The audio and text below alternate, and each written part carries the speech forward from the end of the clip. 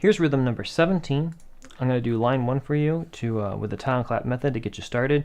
You're responsible for line 1 of 17 and all the other lines. All right. We're still using that new rule of is the beat divided. So, is the beat 1 divided? The answer is no, so we just treat that as normal as we have been before. Is beat 2 divided? Yes, it is. What's the smallest note value used within beat 2? It's the 8th note.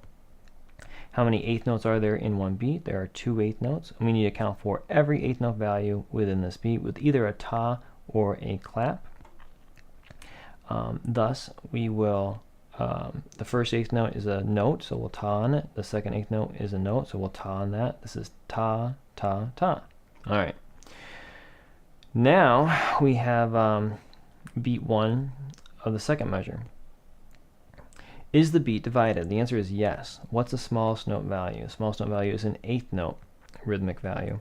We're going to count for every 8th note within beat 1 with either a ta or a clap. So there's going to be 2 events, either a ta made up of tas or claps.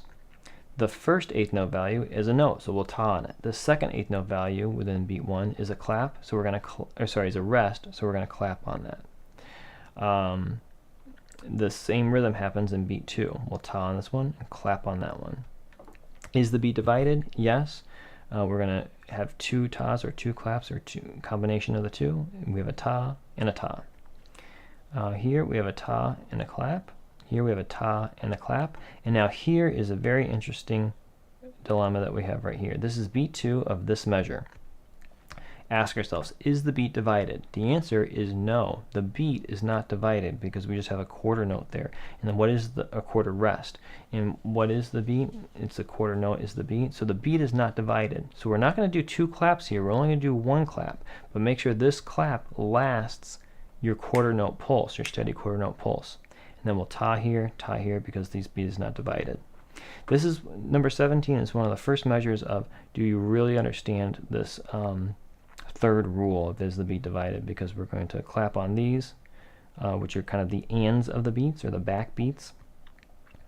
And we're not going to clap twice here. We'll only clap once, and that will test whether you can keep the steady beat going and at the same time be able to divide the beat into 2 even 8th notes over here. So it's a little bit more of your brain working. All right, keep a steady pulse. And here we go. Ta, ta, ta, ta, ta, ta, ta, ta, ta, ta, ta. Okay. So that's how it goes. You're going to find that the claps come faster than before because now you're not clapping on quarter notes anymore. You're clapping on the ends of the beats or the halfway parts on the beats. I'm going to do that one more time. But again, over here, you're just clapping on the quarter note, not on the back beat at all, and it lasts a quarter note. Steady quarter note pulse. Here we go.